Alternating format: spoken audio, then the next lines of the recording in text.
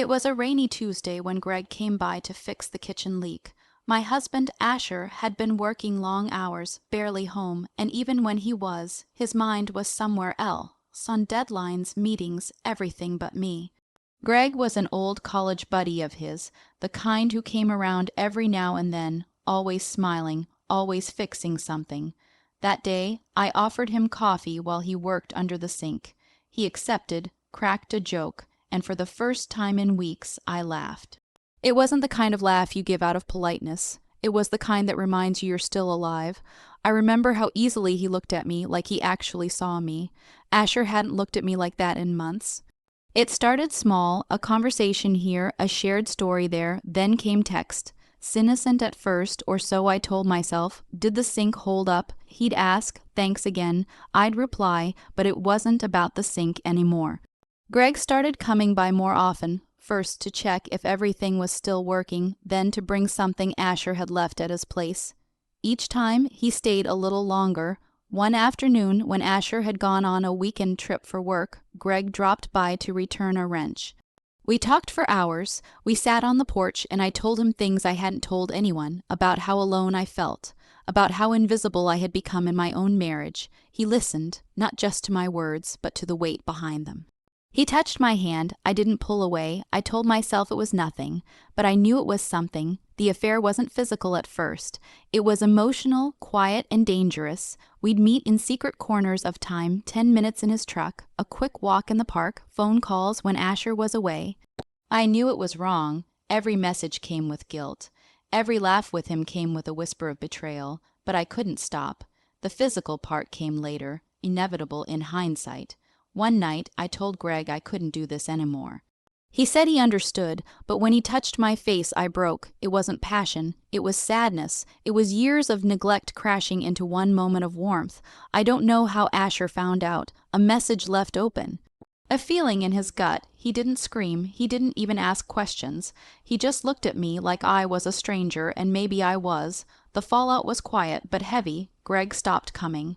Asher moved into the guest room. I cried in the kitchen where it all started, not because I got caught, but because I didn't even recognize who I had become. In therapy, I learned to call it emotional starvation. I learned that infidelity isn't always about lust. It's about absence, neglect, and needing to be seen. I don't justify what I did. I don't excuse it, but I finally understand it. I don't know what's going to happen next. Asher and I are in counseling. He's trying, so am I. But healing isn't linear. Some days, I wish Greg never came to fix that leak. Other days, I realized that the leak wasn't just in the sink. It was in my marriage, slowly dripping away the connection we once had. And maybe, just maybe, it took a flood to finally see the cracks. What began as a seemingly mundane interaction, the kind that happens 100 times in a lifetime, became the unintentional spark for emotional upheaval. It was just a leaky pipe, an errand my husband didn't have time for, so he called in his old college friend to handle it. There was no intent behind it, no secret plotting. But life doesn't always require premeditation to change course. Sometimes it's the ordinary moments, the ones you don't guard yourself against, that expose the cracks already running through your life. When he arrived, it was casual. He was polite, friendly, confident in that effortless way some men are. I offered him coffee because it felt like the polite thing to do. He accepted, and we sat across from each other in the kitchen, the sound of rain tapping gently against the window. The conversation started light. Banter about the weather, mutual memories he shared with my husband, jokes that felt a little more personal than expected. And I laughed, not because the joke was all that funny, but because I hadn't felt like laughing in weeks. That was the first betrayal, not of my husband but of myself, realizing how deeply I missed feeling connected to another human being. There's a strange vulnerability that lives in being emotionally overlooked. It doesn't happen all at once. You don't wake up one day and realize your marriage is emotionally hollow. It's gradual, a missed text here, a forgotten compliment there. You tell yourself it's just a rough patch, that it's work stress, that things will go back to how they were. But they don't, they rarely do, What's left is a woman in a kitchen, sipping coffee with a man who, in 5 minutes, made her feel more noticed than her own husband had in the last 6 months, and she knows that sounds dramatic, maybe even unfair, but she also knows it's the truth. As the leak was being fixed under the sink, something else was loosening in the space between us. Boundaries that once felt clear became hazy. He wasn't just a friend of my husband's anymore. He was someone who looked me in the eye, someone who asked questions and waited for the answers, someone who smiled when I entered the room. And when you've been invisible long enough, attention starts to feel like affection, and affection starts to feel like permission. I didn't plan to let him in, but it felt good to be asked about my day. It felt grounding to be reminded that I was interesting, that my thoughts were worth listening to. I kept reminding myself that it wasn't flirtation. It was kindness. I needed to believe that.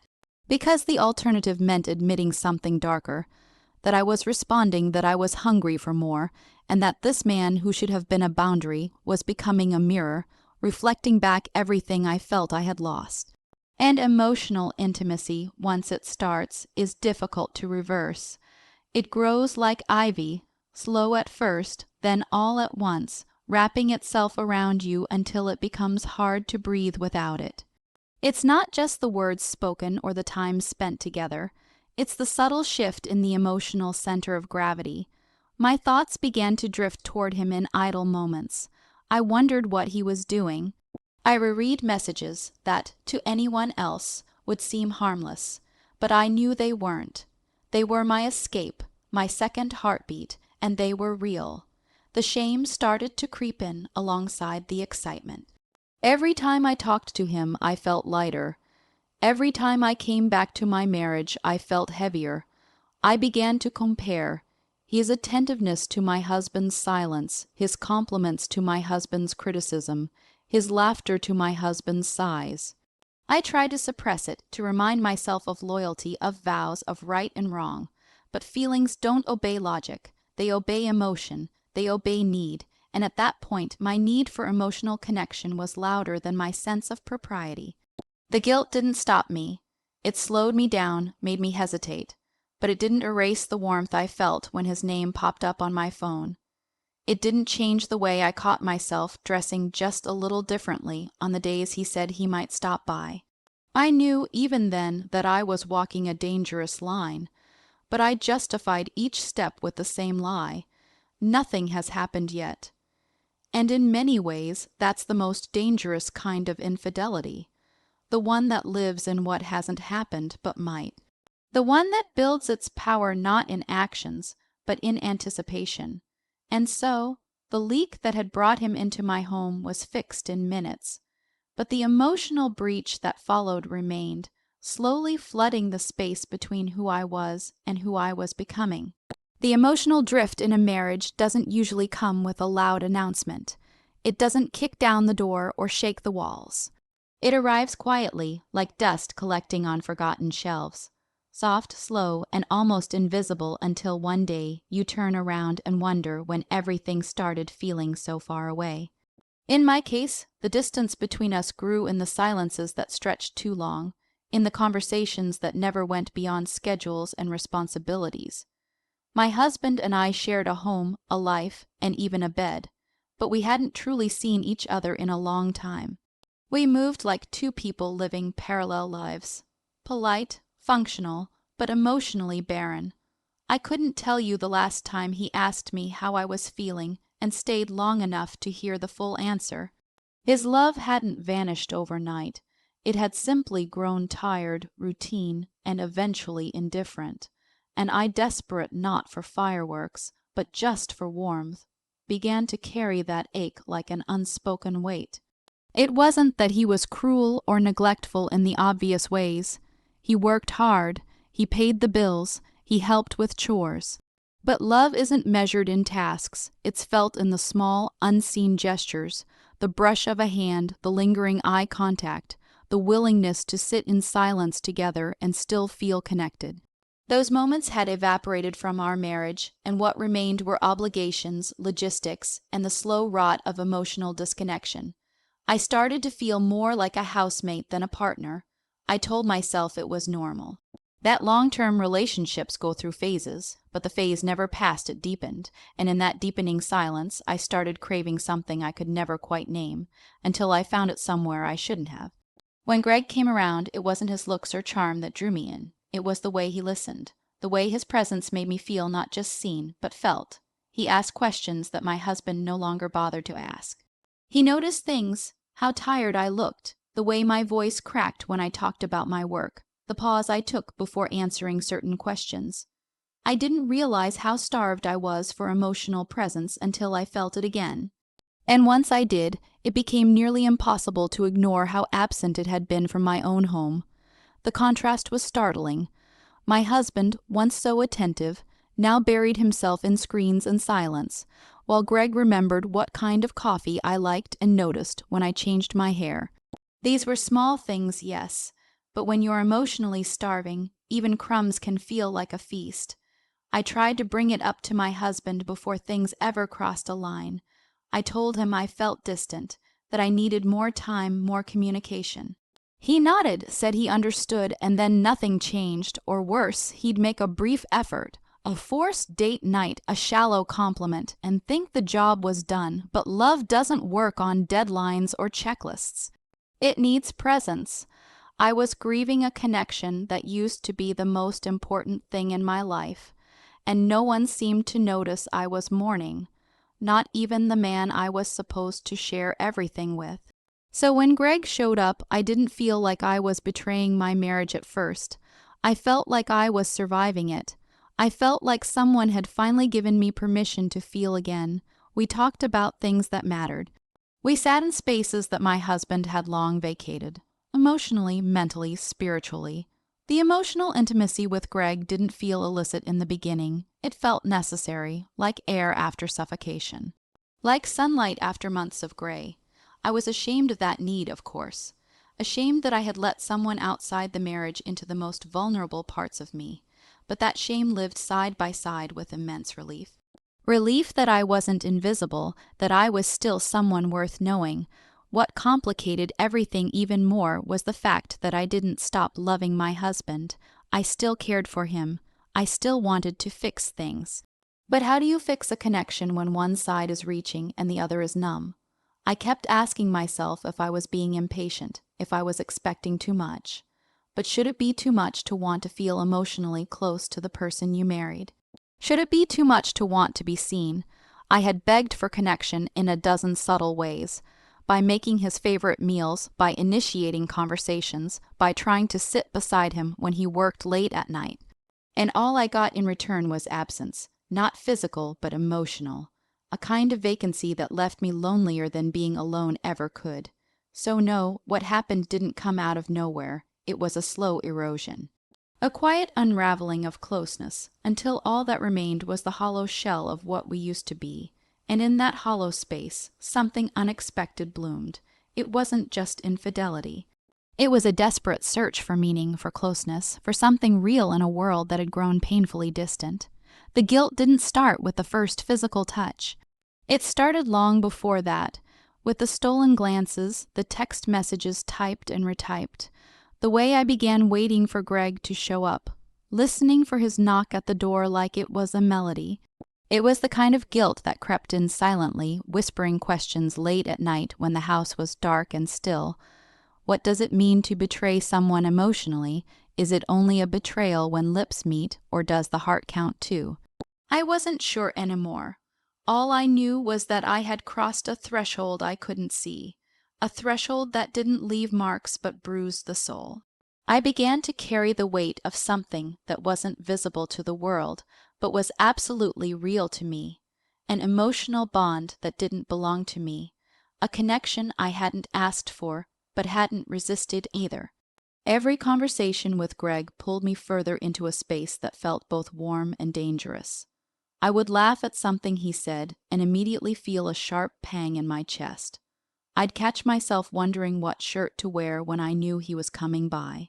The guilt was never far behind, hovering, reminding me that my husband trusted me, that Greg was his friend, that none of this was supposed to happen. But guilt alone wasn't strong enough to stop the current once it began pulling me under. Emotional connection is like a tide. It can start with gentle ripples, but it grows, and once it takes hold of you, even the strongest morals begin to erode. I told myself lies to soften the edge. I'm just being friendly. I'm just lonely. I'm not doing anything wrong. But deep down, I knew that my emotional loyalty had shifted. I began confiding in Greg instead of my husband. I found myself mentally comparing their every word, every action, and Greg, without meaning to, kept winning. There was a specific kind of torment in knowing I was doing something wrong while simultaneously feeling like I couldn't stop. Every time I spoke with Greg, I told myself it would be the last time, and every time I found a reason to continue. It wasn't the thrill of secrecy that hooked me. It was the ache of being understood. It was the intoxicating feeling of finally being heard. When someone holds space for your pain, when they make you feel like your emotions matter, it's easy to confuse empathy for intimacy. And when that empathy comes from someone you're not supposed to have feelings for, it becomes a tangle of confusion, desire, and shame. I felt guilty for wanting more. I felt guilty for the emotional excitement I now associated with Greg. But mostly, I felt guilty for what I was slowly doing to my marriage without having touched a single boundary. Yet, the hardest part was the duplicity, waking up next to my husband, making him coffee, acting normal, while my mind drifted elsewhere. I began to resent his innocence, his obliviousness, because it made my guilt sharper. He had no idea that I was emotionally disappearing from the inside, and he was doing nothing to stop it. That fact both infuriated me and broke my heart. I wanted him to notice. I wanted him to ask questions.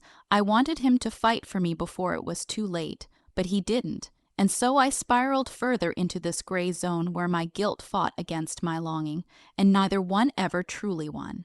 I existed in a dual world, one where I was still the loyal wife, and another where I was emotionally wrapped around someone else's presence. The emotional infidelity didn't just affect my marriage, it changed how I saw myself. I was always the one who believed in commitment, in fidelity, in honesty. I judged others who strayed. I told myself I could never be that woman. But here I was, becoming her, slowly, quietly, without ever intending to. The guilt transformed into self-loathing. I would look in the mirror and see someone I no longer recognized, and yet, even in that shame, I couldn't bring myself to end the emotional bond. It had become a lifeline. A secret thread that kept me afloat while my marriage sank into silence. I wasn't chasing passion. I was clinging to relevance, to feeling like I mattered again. There were moments I tried to pull back, to create distance between Greg and myself. I would ignore his texts, take longer to respond, suggest we not talk for a while, but the emotional attachment was already too deep. All it took was one vulnerable message from him, and I'd be pulled right back in. My heart had built a second home, and that home wasn't with my husband anymore. The guilt never left, but over time I became better at carrying it. I learned to tuck it behind polite smiles, to keep it hidden during dinner conversations, to silence it when Greg and I shared a private moment that crossed yet another invisible line. But guilt is not a still thing. It festers, it builds, it waits, and eventually it demands to be dealt with. The unraveling didn't come with shouting or slammed doors. It wasn't discovered through lipstick on a collar or a drunken confession. The truth leaked out slowly, quietly, like the original pipe that brought Greg into our home. It was in the way my husband began noticing the subtle shifts in my behavior, the way I looked at my phone, the way I avoided eye contact, the way I no longer asked him how his day was. Suspicion is a strange thing. It doesn't need hard evidence to bloom, it just needs absence, and I had become absent even while physically present. When it finally surfaced, there was no dramatic confrontation. My husband looked at me one night after dinner and simply asked, "Is there something you're not telling me?"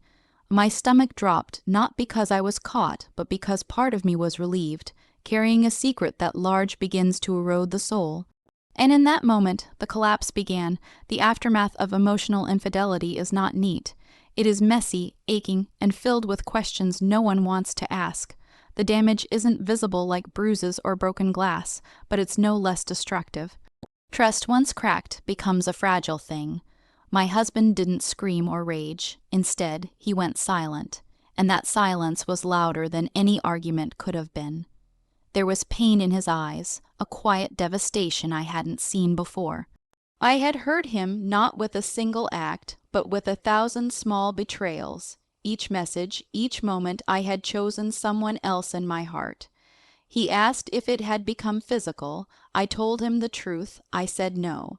But the truth didn't soften the blow. If anything, it confused him more. You didn't sleep with him, he said, but you gave him a version of you that was mine. The days that followed were a blur of awkward conversations, sleepless nights, and emotional landmines. I couldn't take back what I had done, and I couldn't offer him a clean explanation, because even I didn't fully understand why it happened. Only that it did. I watched him withdraw. I watched the man who once barely noticed me begin to see me clearly, but too late.